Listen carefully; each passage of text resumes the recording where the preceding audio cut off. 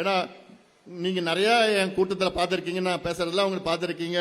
நம்முடைய முனைவர் சௌமியா அவர்கள் சொன்னதெல்லாம் நீங்க பார்த்துட்டு தான் இருக்கிறீங்க. ஏன்னா நீங்க தான் அந்த கூட்டத்தை மிக சிறப்பா நடத்திருக்கீங்க. உங்களுக்கு என்னுடைய வாழ்த்துக்கள், பாராட்டுக்கள். ஏன்னா மிக சிறந்த கூட்டம் அது. ஏன்னா நான் எங்க போனாலும் சரி, இப்ப அன்னைக்கு பிரதமர் கூட்டத்துக்கு போனா அங்க இருக்கிற மற்ற தலைவர்கள்லாம் ஏங்க உங்களோட அவங்க நல்லா பேசுறாங்க. நானும் ஆமாங்க அப்படிதாங்கன்னு சொல்லிடுவேன். ஏன்னா எனக்கு பெருமையா இருக்கும்.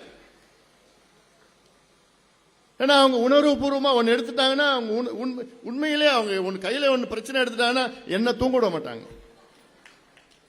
அதை முடிக்கிற வரைக்கும் என் பொண்ணுக்கு தெரியும். அதை முடிக்கிற வரைக்கும் அவங்களுக்கும் தூக்கம் வராது.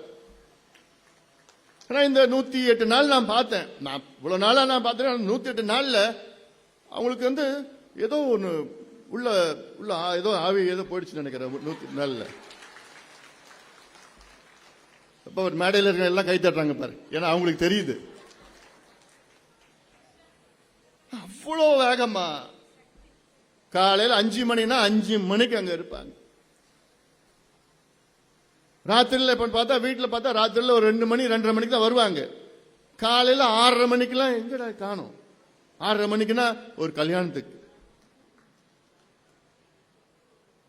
அப்போ இவ்வளோ எதுவும் சலிக்காம, முகம் சலிக்காம ப்ரோக்ராம் எங்க போனாலும் எத்தனை பேர் கையை கொடுத்து வாழ்த்துகள் போட்டோன்னா சலிக்காம. நான் கூட எனக்கு கொஞ்சம் அப்பப்போ கோவம் வந்துடும். அது உங்களுக்கும் தெரியும். நியாயமான கோவம் தான் என் கோவமும்.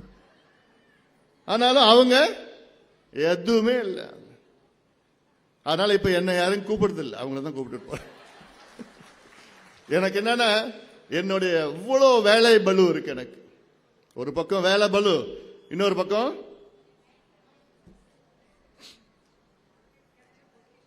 மனசுல நிறைய பலு இருக்கு. எனக்கு 6 மாசம் நடக்கிறதெல்லாம் அது வெளியில எனக்கு சொல்ல முடியல. ஆனா உள்ளுக்குள்ள இருக்கு. அவங்களுக்கு தெரியும், என் பொண்ணுக்கு தெரியும், அவங்களுக்கு தெரியும்.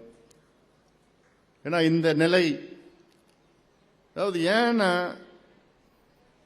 முக்கிய காரணம் ஏன் திமுக மறுபடியும் ஆட்சிக்கு வரக்கூடாதுன்னா, இவ்வளோ நம்ம குடும்பத்தை, இவ்வளோ நல்லா இருந்த குடும்பத்தை அதை பிரிச்சு குழப்பம் பண்ணி இந்த நிலைக்கு கொண்டு வந்தது யாருன்னா கேடு கெட்ட திமுக தான் கொண்டு வந்தது. இவங்க இந்த காலத்தில் இந்த தேர்தலில் நீங்க எல்லாம் பாருங்க. அதுதான் உங்களுடைய எவ்வளோ எனக்கு அவ்வளோ மனசுல இருக்கு. எனக்கு இப்ப நம்ம குடும்பம்னா, என்னை பொறுத்து நம்ம குடும்பம்னா அது என் குடும்பம்னா என்ன, நீங்க தான் என் குடும்பம். நம்ம கட்சி நம்ம குடும்பம், என் குடும்பம் நீங்க தான். நம்ம கட்சிக்குள்ள குழப்பம் ஏற்படுத்தி அப்படி இப்படின்னு போட்டு இதெல்லாம் குழப்பம் பண்ணது எல்லாத்துக்கும் காரணம் யாருன்னா திமுக காரணம். அதனால இந்த தேர்தலில் எல்லாம் நம்ம பார்க்கணும். கோவத்தை எல்லாம் அந்த திமுக